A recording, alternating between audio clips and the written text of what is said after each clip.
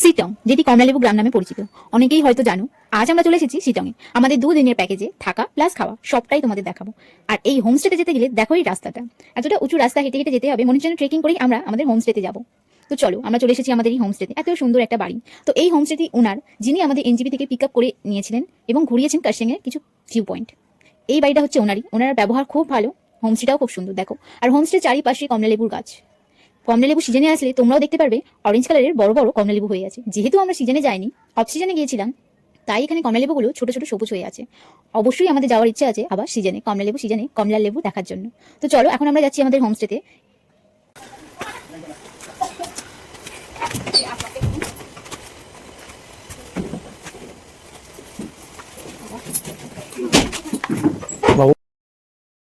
আমরা নিয়েছিলাম দুটো রুম। যেহেতু আমরা দুজন কাপল ছিলাম, তাই আমরা দুটো রুম নিয়েছিলাম। আর রুমগুলো অনেকটাই বড় বড়, দুটো করে বেড আছে, যেখানে একটা বেডে দুজন করে শুতে পারবে। তো রুমটা তো দেখছোই অনেকটাই বড়।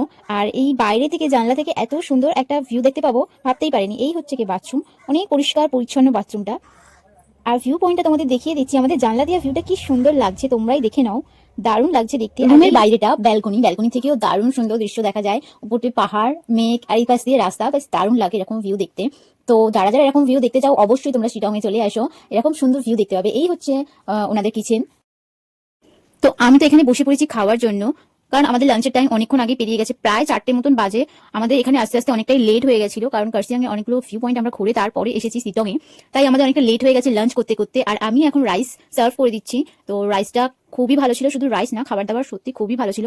আর আজকে লাঞ্চে দিয়েছিল প্রথম দিনের লাঞ্চে ছিল আমাদের রাইস, স্কোয়াশের সবজি। স্কোয়াশ অনেকেই হয়তো চেনো, এটা একটা পাহাড়ি সবজি। তো স্কোয়াশের সবজি ছিল, ডাল ছিল, পাঁপড় ছিল, স্যালাড তো ছিলই, আর ছিল এগ কারি। তো খাবার দাবার খুবই ভালো ছিল, খুবই সুস্বাদু ছিল।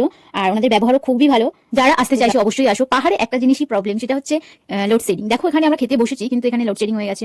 তারপর কিছুক্ষণের মধ্যে অবশ্য চলেও এসে, তাতে কোনো সমস্যা নেই। একটু ভালো জিনিস দেখার জন্য একটু তো অসুবিধা হবেই। তোমরা কি বলো? এত সুন্দর ভিউ, এত সুন্দর পাহাড় দেখতে হলে, একটু শান্তি জায়গা যেতে হলে একটু তো অসুবিধা আমাদের মেনে নিতেই হবে। তাই লোডশেডিং কোনো ব্যাপার না। তো আমরাও এখানে খেয়ে নিচ্ছি ডাল ভাত কুশি সবজি দিয়ে সুন্দর করে খাওয়া দাওয়া করে নিই। আর তোমরা কে কে শিলং গেছো অবশ্যই জানাবে।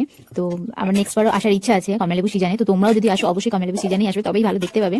কমলালেবু পেয়ে খেতেও পারবে তোমরা। তো আমরা তো এসেছি অফ সিজনে, এরপর নেক্সট বার সিজনে আসার ইচ্ছা আছে। তো চলো, tata, bye bye. Next video দেখতে হলে অবশ্যই ফলো করে রাখবে।